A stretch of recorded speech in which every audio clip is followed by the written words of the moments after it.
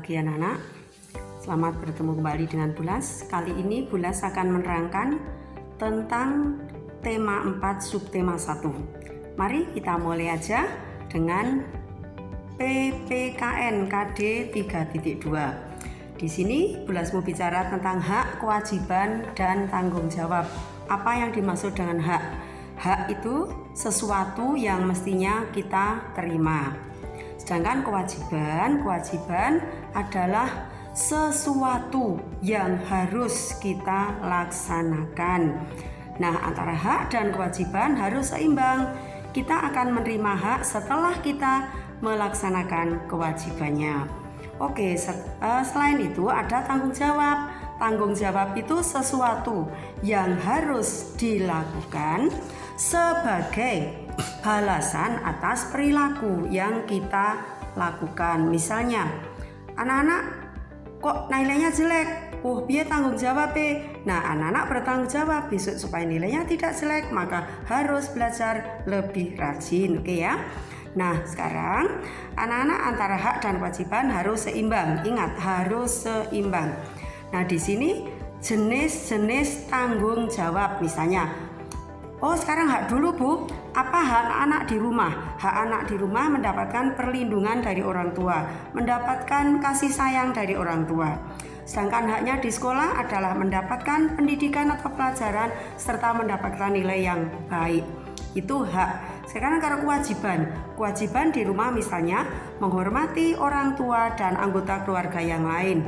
Menjaga kebersihan keluarga juga itu kewajiban seluruh anggota keluarga. Sekarang kalau misalnya hak dan kewajibannya sudah, sekarang bagaimana tanggung jawab? Tanggung jawab tadi sudah dikatakan bahwa apa yang harus dilakukan sebagai balasan apa yang telah kita lakukan itu juga. Sekarang jenis-jenis tanggung jawab. Tanggung jawab terhadap diri sendiri. Contohnya kebersihan diri. Kebersihan kita tuh tanggung jawab diri sendiri. Belajar dengan rajin, nilai yang dapat kamu peroleh itu juga tanggung jawab diri sendiri. Kalau tanggung jawab keluarga seperti tadi, keamanan dan kebersihan keluarga merupakan tanggung jawab seluruh anggota keluarga. Sedangkan tanggung jawab di masyarakat, misalnya keamanan dan kebersihan lingkungan, itu menjadi tanggung jawab seluruh anggota masyarakat. Sekarang bagaimana dengan tanggung jawab terhadap bangsa dan negara? Sebagai warga negara, kita harus bertanggung jawab atas kebersihan lingkungan termasuk ke negara, membayar pajak. Itu tanggung jawab warga negara. Tanggung jawab kepada Tuhan Yang Maha Esa, bersembahyang, itu tanggung jawab kita kepada Tuhan Yang Maha Esa. Oke ya, itu sekilas PPKN. Nah, sekarang kita lanjut ke Mupel Bahasa Indonesia tentang pantun. Apakah itu pantun? Pantun adalah jenis puisi lama asli Indonesia. Mengapa Bulas mengatakan asli Indonesia? Karena ada puisi lama yang berasal dari Arab namanya syair. Oke, sekarang apa toh ciri-ciri pantun? Pertama, satu bait terdiri 4 baris. Setiap baris terdiri 8 sampai 12 suku kata. Kemudian dari 4 baris itu, baris pertama dan kedua berupa sampiran, baris ketiga dan keempat berupa isi. Jangan terbalik dengan tugas kalian ya. Sekarang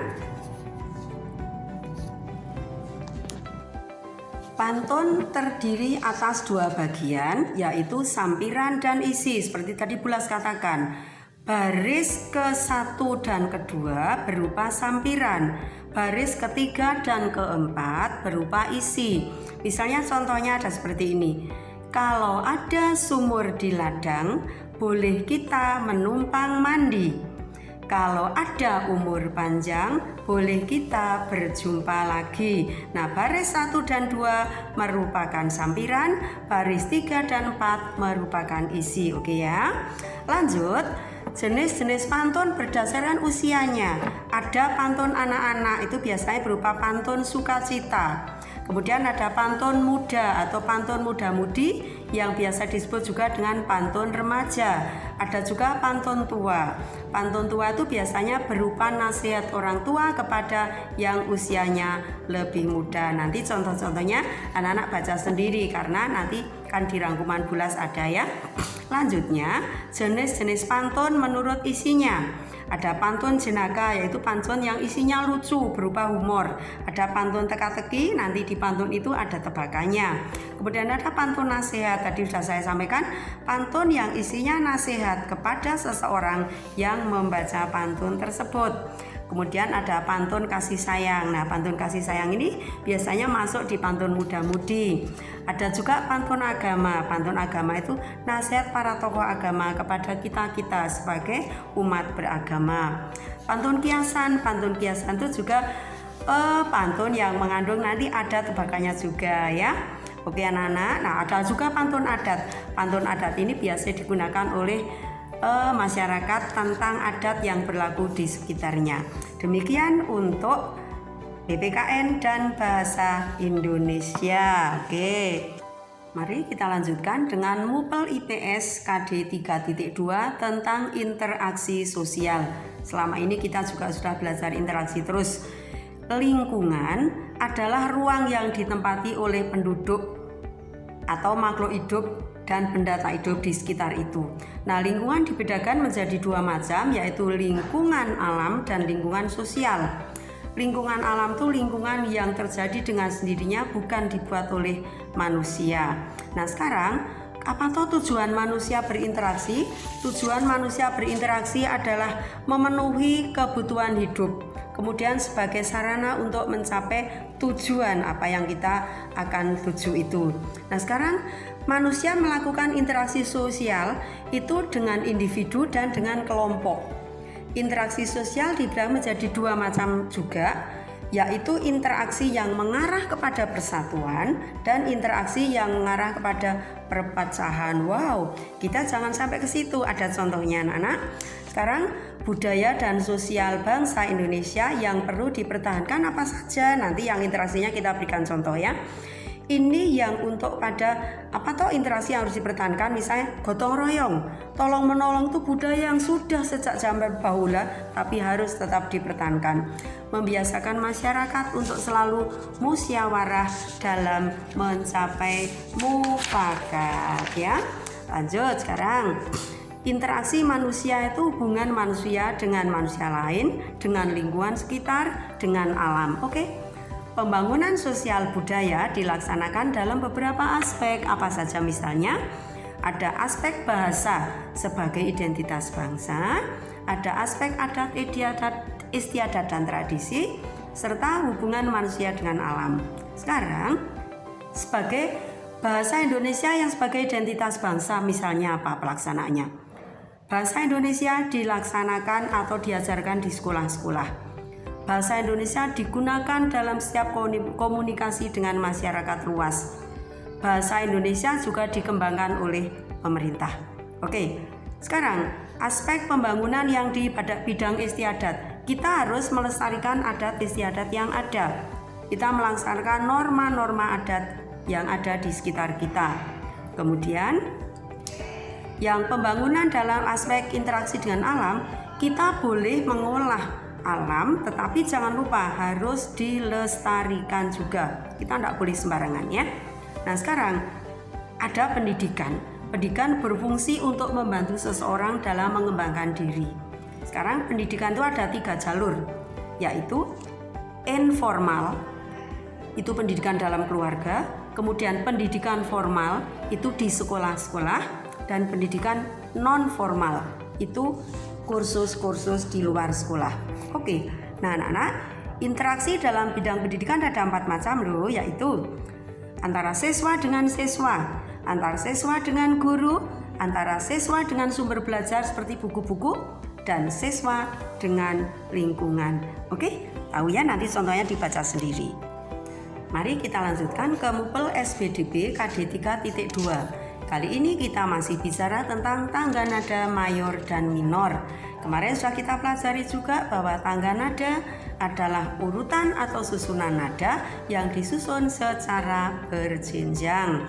Nah, tangga nada diatonis yang akan kita bicarakan adalah tangga nada yang terdiri atas 7 nada dalam 1 oktav. Kemudian disusun tinggi rendahnya secara berurutan. Oke. Tangga nada diatonis ada dua macam, yaitu tangga nada diatonis mayor dan tangga nada diatonis minor. Masing-masing ada cirinya.